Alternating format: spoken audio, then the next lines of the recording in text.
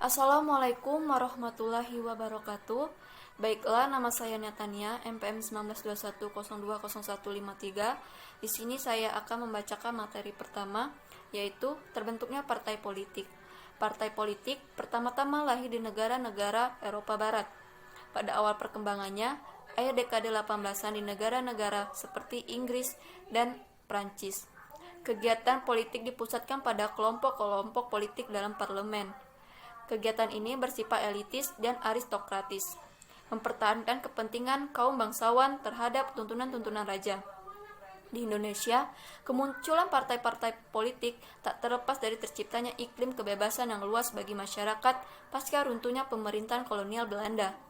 Kebebasan tersebut memberikan ruang dan kesempatan kepada masyarakat untuk membuat organisasi termasuk partai politik. Terdapat 3 asal mula terbentuknya partai politik yang dikemukakan oleh Paul Lambara dan Weiner, yaitu pertama, teori kelembagaan yang melihat adanya hubungan antara parlemen awal dengan timbulnya partai politik. Kedua, teori situasi historik yang melihat timbulnya partai politik sebagai upaya suatu sistem politik. Yang ketiga, teori pembangunan yang melihat partai politik sebagai produk modernisasi secara ekonomi. Assalamualaikum warahmatullahi wabarakatuh. Baiklah, materi selanjutnya dengan saya Salsa Nabila Rahmalia, NPM 1921020196. Pengertian partai politik.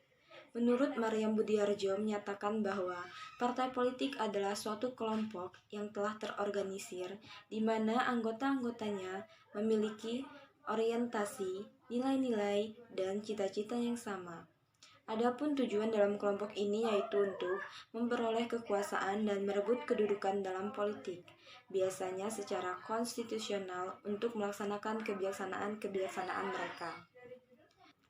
Dalam hal ini juga terdapat dalam pasal 1 ayat 1 Undang-Undang Nomor 2 Tahun 2011 tentang perubahan atas Undang-Undang Nomor 2 Tahun 2008 tentang partai politik yang berbunyi, partai politik adalah partai nasional yang dibentuk oleh sekelompok warga negara Indonesia secara sukarela atas dasar kesamaan kehendak dan cita-cita untuk memperjuangkan dan membela kepentingan politik antara masyarakat, bangsa, dan negara, serta memelihara keutuhan NKRI berdasarkan Pancasila dan Undang-Undang Dasar 1945.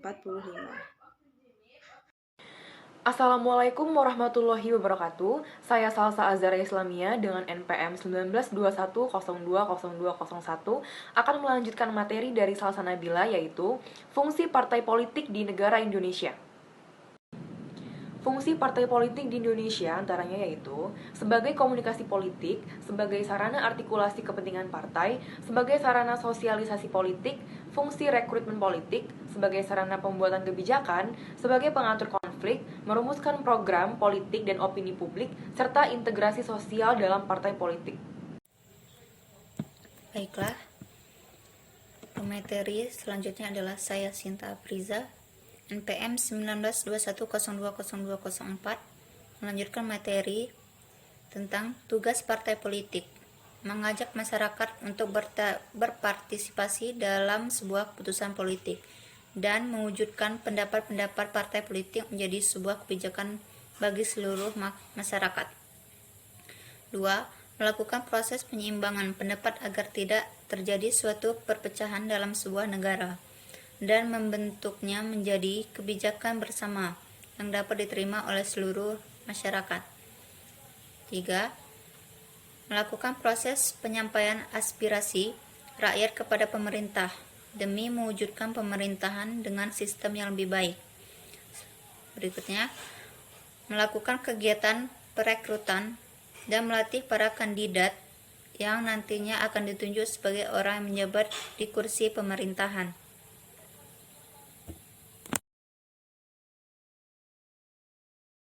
Selanjutnya, pengertian pemilu. Pemilu adalah sarana pelaksanaan kedaulatan rakyat yang dilakukan secara langsung, bebas, adil, jujur, dan rahasia dalam negara kesatuan Indonesia berdasarkan Pancasila dan Undang-Undang Dasar Negara Republik Indonesia tahun 1945. Pemilu atau pemilihan umum di Indonesia sendiri sudah dilakukan sejak tahun 1955. Awalnya untuk memilih anggota perwakilan DPR atau DPRD provinsi atau DPRD kabupaten kota sejak berlakunya zaman Orde Baru. Indonesia telah menganut asas pemilu yang diangkat luber atau jurdil.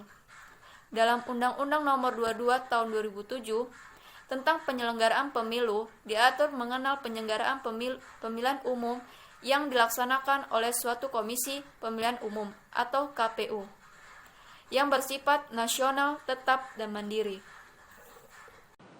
Baiklah, materi berikutnya yaitu tujuan pemilu. Tujuan dari diselenggarakannya pemilu adalah agar para wakil-wakil rakyat yang nantinya menduduki kursi pemerintahan memang benar-benar dipilih oleh rakyat, berasal dari rakyat, dan akan bekerja untuk kepentingan rakyat. Demikian juga presiden dan wakil presiden. Beberapa esensi dan tujuan pemilu yang harus dicapai adalah tujuan pemilu untuk melaksanakan kedaulatan rakyat. Yang kedua, perwujudan hak asasi politik rakyat. Yang ketiga, untuk memilih wakil-wakil rakyat yang duduk di DPR, DPD, dan DPRD, serta memilih presiden dan wakil presiden. Yang keempat, untuk melaksanakan pergantian personal pemerintahan secara damai, aman, dan tertib. Yang kelima, untuk menjamin kesinambungan pembangunan nasional. Asas-asas dalam pemilu atau disingkat dengan luber jurdil, langsung, umum, bebas, rahasia, jujur, dan adil. Langsung yang berarti setiap warga negara Indonesia memiliki haknya untuk memilih atau melakukan pemilu tanpa harus melalui perantara. Umum yaitu maksudnya setiap warga negara Indonesia memiliki haknya sepenuhnya dalam pemilu tanpa melihat jenis kelamin, ras, suku, agama, pekerjaan, dan lain-lain, atau dengan kata lain tanpa pandang bulu. Bebas yaitu setiap warga negara Indonesia sudah berhak memilih dan akan menggunakan haknya dengan sepenuhnya untuk memilih wakil rakyat. Rahasia yaitu setiap warga negara Indonesia yang mengikuti pemilu dijamin tidak diketahui oleh siapapun dan dengan jalan apapun siapa yang akan dipilih. Jujur yaitu setiap warga negara Indonesia dalam penyelenggaraan pemilu, baik aparat, pengawas, pemantau, pemilih, ataupun semua pihak yang terlibat harus bersikap dan bertindak jujur dalam pelaksanaan pemilu sesuai dengan peraturan perundang-undangan yang berlaku. Adil yaitu adanya pelaksanaan yang sama terhadap peserta pemilu dan pemilih, tidak adanya pengistimewaan atau diskriminasi antara peserta pemilu dan pemilih.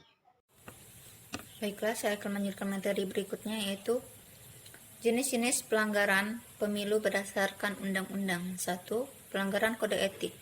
Pasal 251 Undang-Undang Nomor 8 Tahun 2012 tentang pemilihan umum anggota DPR, DPD, dan DPRD menyebutkan pelanggaran kode etik penyelenggara pemilu adalah pelanggaran terhadap etika penyelenggaraan pemilu yang berpedomankan sumpah dan atau janji sebelum menjalankan tugas sebagai penyelenggara pemilu.